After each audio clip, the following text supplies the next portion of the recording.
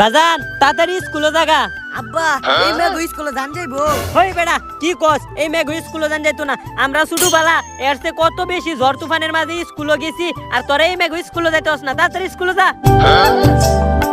ইয়াল্লা মেঘ দুকুন মে যাইতেছে, কিন্তু আজকে তো স্কুলে যাইতাম না। ও বুদ্ধি একটা পাইছি। অনগে আব্বারে কইয়াম মাটির মধ্যে বিষ লাগাইয়া পানি পুড়ে গেছি।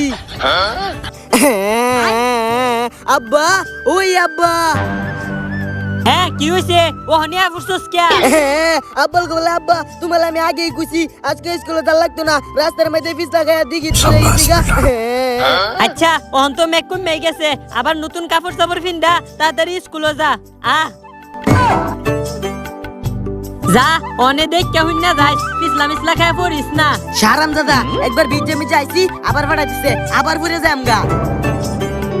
সারাম দাদা খারো, তুমি পিছলা খায় পড়ো না কি হরো এটা আমি দেখতাছি।